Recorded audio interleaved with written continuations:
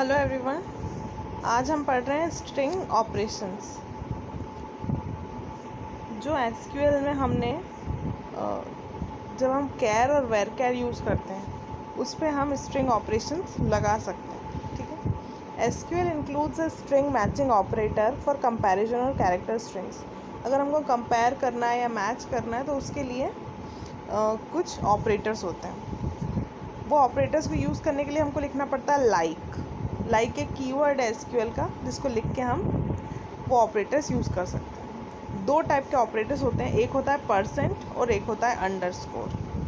Percent का मतलब होता है कोई भी सबस्ट्रिंग। परसेंट मतलब कितने भी कैरेक्टर की एनी सबस्ट्रिंग। कैरेक्टर भी कितने हो सकते हैं, लेंथ कुछ भी हो सकती है और कोई भी सबस्ट्रिंग हो सकती है। दूसरा है अंडरस्कोर। अंडरस्कोर का मतलब होता है कोई भी एक कैरेक्टर, सिंगल कैरेक्टर। ओके, ये भी कोई भी कैरेक्टर हो सकता है बट सिंगल, ओनली वन। एक अंडरस्कोर है मतलब एक कैरेक्टर, और परसेंट में कितने भी कैरेक्टर्स आ सकता है। एग्जाम्पल से देखते हैं। Find the names of all instructors whose name includes the substring डार।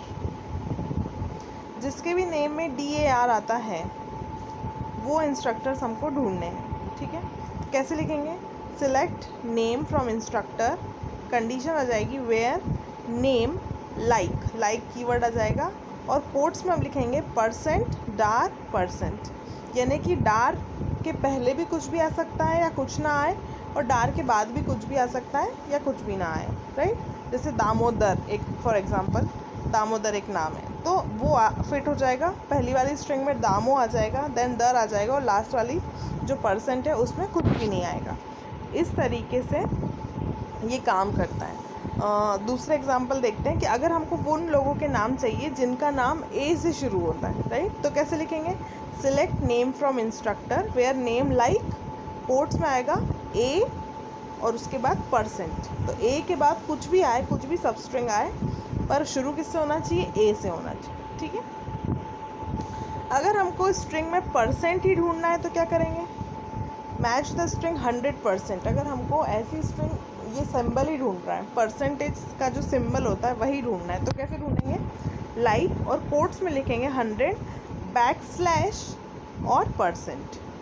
जब बैकस्लैश लगाएंगे तो बैकस्लैश का मतलब होता है कि परसेंट को ऑपरेटर की तरह न लिया जाए बल्कि एक कैरेक्टर की तरह लिया जाए। उसके आगे हम लिखेंगे एस्केप बैकस्लैश कोट्स में। ठीक है। In the above we use backslash as the escape character. थोड़े से और एग्जांपल्स हैं। ये जो पैटर्न्स होते हैं वो कैसे होते हैं? केस सेंसिटिव होते हैं। राइट, अगर आपने अब कैपिटल ए लिखा है, स्मॉल ए लिखा है, जैसे आपने नेम फीड किया है, तो कुछ लोगों का अगर आपने स्मॉल ए में कर दिया है तो कैपिटल ए से अगर आप फाइंड करोगे तो वो नहीं मिलेगा। ठीक है। पैटर्न मैचिंग एग्जाम्पल क्या है देख लेते हैं। अगर आपने लिखा इंट्रो और परसेंट, तो कौन कौन से स्ट्रिंग्स उसमें मैच करेंगे? इंट्रो, इंट्रोडक्शन, राइट, इंट्रोवर्ट, ऐसे अगर कोई भी स्ट्रिंग होते हैं तो वो उसमें मैच करेंगे।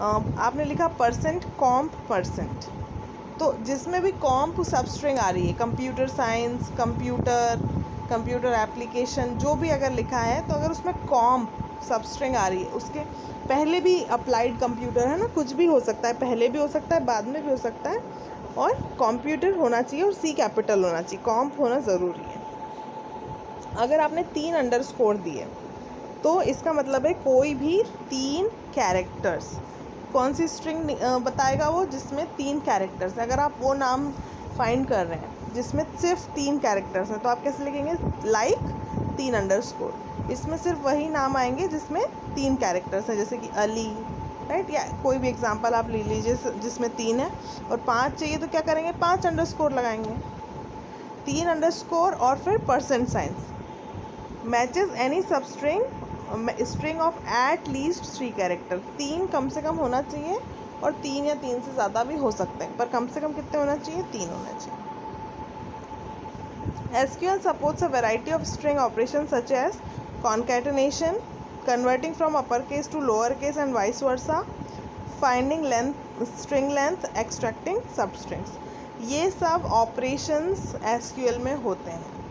ठीक है, आप ये सब ऑपरेशंस चाहें तो सीख सकते हैं कि स्ट्रिंग को कॉन्कैटनेट कैसे करें, अपर केस से लोअर केस में कैसे बदलें। इन सब के लिए हम क्वेरी लिख सकते हैं। स्ट्रिंग की कितनी लेंथ है, इन सब के लिए हमारे पास ऑपरेटर्स होते हैं, उनको हम चाहें तो स्टडी कर सकते हैं। Now let's talk about ordering the display of tuples.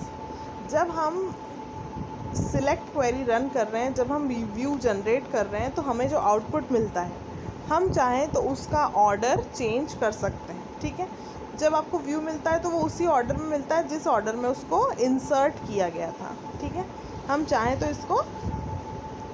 इसका ऑर्डर बदल सकते हैं। लिस्ट इन अल्फ़ाबेटिक ऑर्डर, अब हम चाहते हैं कि कैसे अल्फ़ाबेटिक ऑर्डर में हमको मिले, तो हम क्या करेंगे, select distinct name from instructor order by name. Distinct इसलिए लिखा क्योंकि हम डुप्लीकेसी नहीं चाहते हैं। डुप्लीकेट अगर आप चाहेंगे तो वो एक नाम है तो वो साथ साथ दोनों डुप्लीकेट नाम बताएगा। अगर आप डुप्लीकेट नहीं चाहते तो हम क्या लिखते हैं, डिस्टिंक्ट। तो select distinct name from instructor order by name. जब हम ऑर्डर बाय नेम लिखते हैं तो नाम से सॉर्टिंग हो जाती है। ऑर्डर बाय एक क्लॉज है, उसका मतलब होता है सॉर्टिंग करना। अल्फ़ाबेटिक ऑर्डर में, न्यूमेरिक ऑर्डर में, जिस टाइप का आपका डोमेन है, डेटा टाइप है, उस ऑर्डर में वो उसको सॉर्ट कर देता है। We may specify descending order या असेंडिंग ऑर्डर। हम चाहें तो सीधे A to Z या Z to A, है ना, 1 to बढ़ते हुए क्रम में या घटते हुए क्रम में। डिसेंडिंग या असेंडिंग लिखने से क्या हो जाता है, वो हम स्पेसिफिक कर देते हैं। बाय डिफ़ॉल्ट हमेशा असेंडिंग रहेगा, पर आप चाहें तो उसको उल्टे ऑर्डर में भी कर सकते हैं। We may specify descending and ascending. For example order by name desc. जब आप डिसेंडिंग के लिए ये DESC लिखोगे तो क्या हो जाएगा, Z to A अरेंज हो जाएगा, उल्टा अरेंज हो जाएगा। Can sort on multiple attributes, एक से ज़्यादा एट्रीब्यूट्स पे भी सॉर्ट कर सकते हैं। मान लीजिए हमको नाम के साथ साथ मार्क्स में भी ऑर्डर बाय लगाना है कि बढ़ते हुए नाम भी अल्फ़ाबेटिकल ऑर्डर में आए, और जैसे सेम नाम जब हैं उसके बाद उनके मार्क्स भी कैसे अरेंज होके आए। तो वैसे तो रिस्पेक्टिव जो टपल्स हैं वो तो मैच रहेंगे, डिस्टर्ब नहीं होंगे, पर एक से ज़्यादा में भी हम लगा सकते हैं। Now where clause predicates. अब हम बात कर रहे हैं बिटवीन कीवर्ड की। Find the names of all instructor with salary between $90,000 and $1,00,000।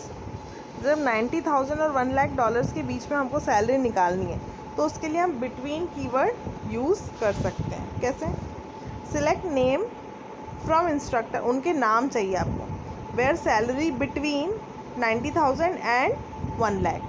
जब हम बिटवीन और एंड का यूज़ करते हैं तो जो भी रेंज हम दे रहे हैं, इधर क्या रेंज दी हमने, 90,000 to 1,00,000, तो ये रेंज जो होती है क्या होती है, इंक्लूसिव होती है, राइट। ये क्या लिखा हुआ है, दैट इज़ ग्रेटर देन और equals to 90,000 and less than और इक्वल्स टू 1,00,000। मतलब कि इक्वल भी आ रहा है, यानी कि दोनों रेंज जो भी है उसमें इंक्लूडेड है बिटवीन कीवर्ड यूज़ करते टाइम। नेक्स्ट है आपका tuple comparison. Select name course ID from instructor comma teachers where instructor ID comma department name equals to teachers ID comma biology.